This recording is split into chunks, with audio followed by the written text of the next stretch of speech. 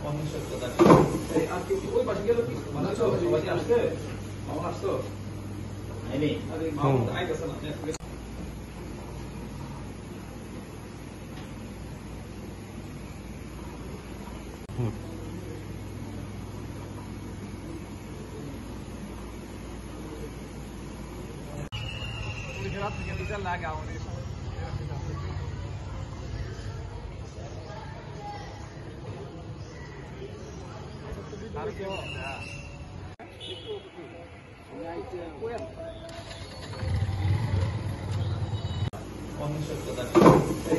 ওই পাশে গেল কি মানে সবাই আসছে আমার আসতো আইনি আরে মা আইতেছে না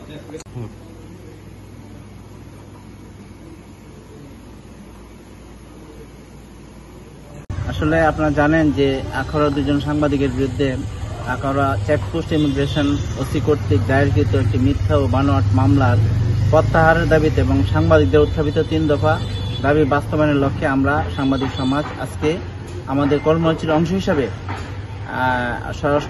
স্বরাষ্ট্র উপদেষ্টা মহোদয় এবং তথ্য উপদেষ্টা মহোদয়ের নিকট আখাউড়া ইউনো মহোদয়ের মাধ্যমে একটি স্মারকলিপি প্রদান করেছি। আমরা স্মারকলিপি ওনার কাছে দিয়ে এইমাত্র আমরা বেরিয়ে আসছি।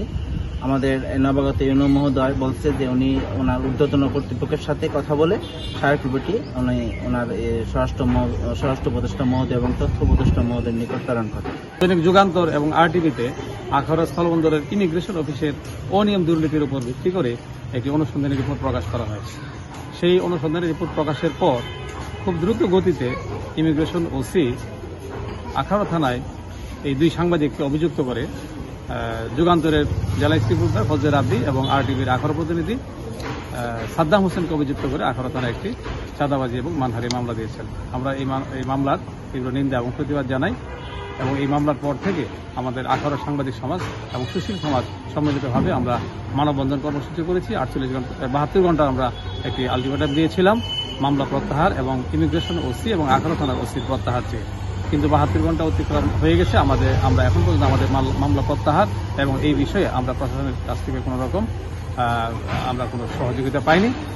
তাই আমাদের আন্দোলন কর্মসূচির অংশ হিসাবে আজকে আমরা স্বরাষ্ট্র উপদেষ্টা মহোদয় এবং তথ্য উপদেষ্টা মহোদয় বরাবর একটি স্মারকলিপি প্রদান করেছি অফিসারের আখাউড়া উপজেলা নির্বাহী অফিসারের মাধ্যমে।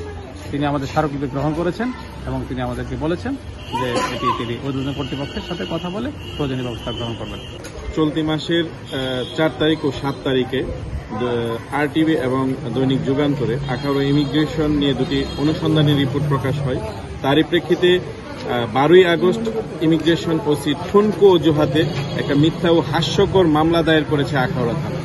আমাদের এই 2 সাংবাদিক, চারণ সাংবাদিক সাদ্দাম হোসেন ও ফজলে রাব্বির বিরুদ্ধে আমরা সেই মামলা প্রত্যাহারের দাবি জানিয়ে আমরা বিভিন্ন আন্দোলন কর্মসূচি চালিয়ে যাচ্ছি।